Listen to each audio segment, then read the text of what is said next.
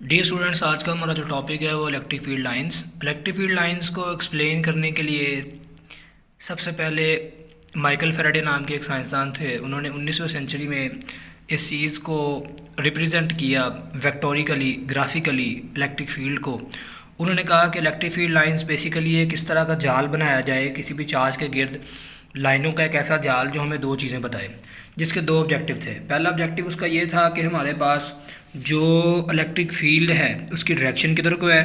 दूसरा ऑब्जेक्टिव ये था कि हमारे पास जो इलेक्ट्रिक फील्ड है उसकी स्ट्रेंथ कैसे है, यानी कि हमें फार्मूले को ड्राइव किए बगैर विदाउट किसी भी पॉइंट चार्ज के हम इस बात को देखने के काबिल हो जाएं सिर्फ लाइंस को देखकर ही कि हमारे पास इलेक्ट्रिक फील्ड कहाँ पर वीक होगी और कहाँ पर स्ट्रॉन्ग होगी। अब हमारे पास इसको एक्सप्लेन करने के कुछ रूल्स हैं, जिसमें हमारे पास सबसे पहला रूल आता है, जिसमें हमारे पास फर्स्ट रूल में ये कहता है कि इलेक्ट्रिक फील्ड लाइंस जो होगी वो पॉजिटिव चार्ज के लिए आउटवर्ड होगी। यानी अगर मेरे पास कोई पॉजिटिव चार्ज है तो इस पॉजिटिव चार्ज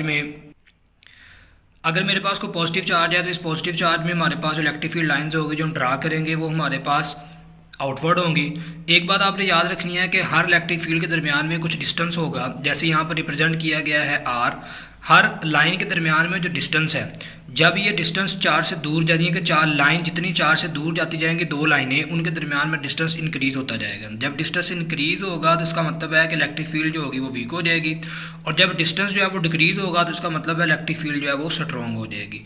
यानी इसका मतलब है कि हमने जो फार्मूला पढ़ा है, जो फार्मूला में ये बताता है कि जो हमारे पास इलेक्ट्रिक फील्ड है वो जो डिस्टेंस है टेस्ट चार्ज और पॉइंट चार्ज का, उसके दरमियान जो हमारे पास फासला है उस फासले के स्क्वायर के इनवर्स प्रोपोर्शनल है। और ये हमें विदाउट किसी पॉइंट चार्ज के, यानी पॉइंट चार्ज को रखे बगैर हमें इस बात की इन्फॉर्मेशन मिल रही है इलेक्ट्रिक फील्ड लाइन से। उसके बाद इलेक्ट्रिक फील्ड लाइंस का जो दूसरा रूल है, दूसरा रूल ये कहता है कि इलेक्ट्रिक फील्ड लाइंस जो होंगी वो नेगेटिव चार्ज के लिए इनवर्ड उसको हम शो करेंगे। और ये सिर्फ इनवर्ड और आउटवर्ड सिर्फ और सिर्फ हमने जैसे पॉजिटिव और नेगेटिव चार्ज के लिए सिर्फ और सिर्फ डिफरेंशिएशन के लिए लिखा जाता है, इसीलिए ये इनवर्ड और आउटवर्ड जो है सिर्फ डिफरेंशिएशन के लिए लिखा जाता है। अगर थोड़ा सा हम इसको किसी कंसेप्ट के साथ रिलेट करना चाहें तो हम ये कह सकते हैं कि पॉजिटिव से मुराद जैसे कैटाइन इलेक्ट्रॉन को रिलीज करके पॉजिटिव आइन बन जाते हैं, और एनाइन जो है वो इलेक्ट्रॉन को हासिल करके जो है नेगेटिव आइन बन जाते हैं। उसके बाद हमारे पास कहते हैं कि अगर हमारे पास थर्ड यानी कोई हमारे पास शीट होगी, तीसरे रूल में बताया जाता है कि अगर हमारे पास चार्जेस की कोई शीट है, जैसे ये पॉजिटिव शीट है, जैसे ये नेगेटिव शीट है, तो इन दो शीटों के दरमियान में इलेक्ट्रिक फील्ड हमेशा पॉजिटिव से नेगेटिव की तरफ होगी, हमेशा पॉजिटिव से नेगेटिव की तरफ होगी। ये उसकी मेन डायरेक्शन है। अगर आपसे पेपर में पूछा जाए कि what is the main direction of the electric field line, then you will say about that it will be positive to negative. उसके बाद हमारे पास जो फोर्थ रूल है, फोर्थ रूल में हमारे पास सिमिलर चार्जेस आ जाते हैं। अगर हमारे पास दो चार्जेस हैं, ये दोनों चार्जेस अगर एक जैसे हैं, दोनों चार्जेस की इलेक्ट्रिक फील्ड लाइन जैसे जैसे चार्जेस करीब आते जाएंगे तो इनकी जो इलेक्ट्रिक फील्ड लाइंस हैं वो कर्व होती जाएंगी, एक दूसरे से अवे जाती जाएंगी। उसमें क्या होगा कि दोनों चार्जेस के दरमियान में एक जोन पैदा हो जाएगा, एक ऐसी जगह पैदा हो जाएगी जिस जगह के अंदर कोई भी इलेक्ट्रिक फील्ड लाइन मौजूद नहीं होगी, यानी यहाँ पर इलेक्ट्रिक फोर्स जो हो जाएगी वो ज़ीरो हो जाएगी।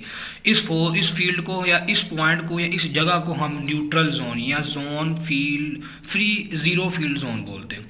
उसके बाद हमारे पास जो बड़ा ही इंपॉर्टेंट रूल, फिफ्थ रूल है कि electric field lines never cross each other. Electric field lines कभी भी एक दूसरे को क्रॉस नहीं करती। उसकी एक रीज़न है कि वेक्टर की एक ही वैल्यू होती है एक ही पॉइंट पर। एक वेक्टर एक वक्त में एक ही डायरेक्शन रख सकता है, एक वेक्टर एक ही वक्त में एक ही डायरेक्शन रख सकता है। हम उसके मैग्नीट्यूड को चेंज करें या ना करें, उसकी डायरेक्शन के ऊपर उसका कोई असर नहीं होता।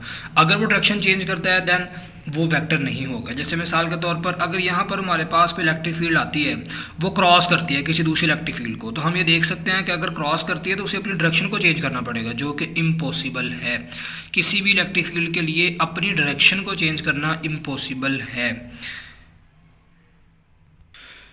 डियर स्टूडेंट्स, ये था हमारा आज का इलेक्ट्रिक फील्ड लाइंस के ऊपर लेक्चर। अगर आपको कोई चीज़ मिसअंडरस्टैंड कर रही है, समझ नहीं आई, then you will give comment in the comment box section. I hope it will be very helpful for you. Thanks for watching. अल्लाह हाफिज़।